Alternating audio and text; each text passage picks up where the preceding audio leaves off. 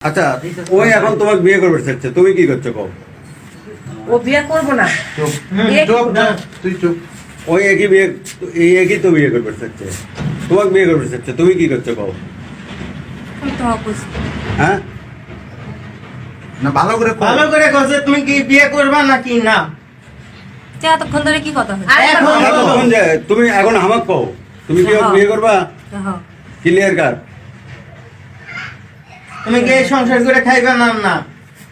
তো বিয়ে করবা তা এক ডিভোর্স দিয়ে তো তুমি বিয়ে করতে পারতে, তো তোমার এই এত কি লুকোচুরি বলো? খেলার কি দরকার ছিল? যে খালি মান সম্মানের টানাটানি।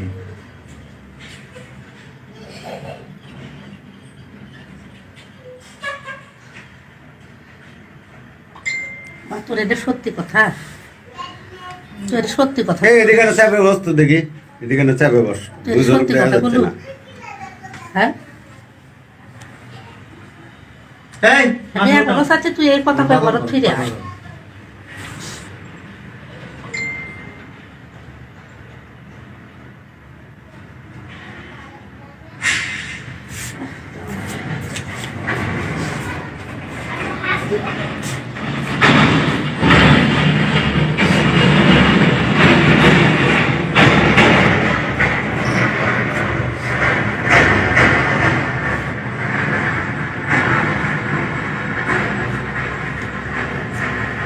জিজ্ঞাসাবাদ করা লাগলে করেন জিজ্ঞা রেজন কই, রেজন জিগাও।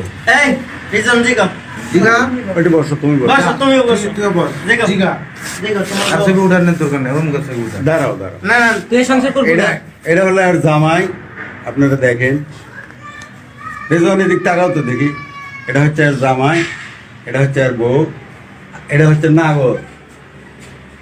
ভালো করে দেখেন, হ্যাঁ, সে মুখ দেখে তো শরম করে। আচ্ছা কি এমন আমার মধ্যে নাই যে এর মধ্যে খুঁজে পেলো? হ্যাঁ, বেশি দূর যাচ্ছ। বেশি দূর কি? তুমি যদি এত দূর যেতে পারো, আমি এটুকু যেতে পারবো না?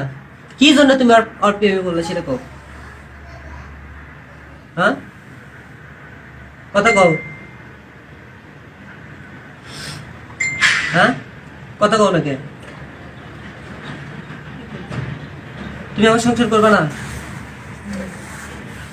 হ্যাঁ, ভালো করে কও, জোরে কও। জোরে কও। না, আর সংসার করবা?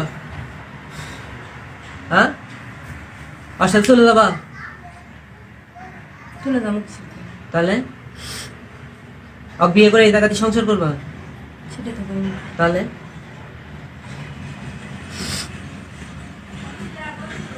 কথা কও। হ্যাঁ সম্মানিত দর্শক, আসসালামু আলাইকুম। দিন দিন পরক্রিয়ার যে বিষয়টা আসলে সমাজে যেন দিন দিন বৃদ্ধি পাচ্ছে। এটা আপনারা যেটা দেখতেছেন, মানে শ্বশুরবাড়ির লোকজনের হাতে পরক্রিয়া প্রেমিক নিয়ে ধরা পড়ার পর এই অবস্থা আর কি। পরক্রিয়া প্রেমিকের অবস্থাতে কেমন হইতেছে, নতুন শ্বশুরবাড়িতে বেড়াইতে আসছে এমন একটা সিচুয়েশনে উনি বৈশা বৈশা মোবাইল টিপতেছে।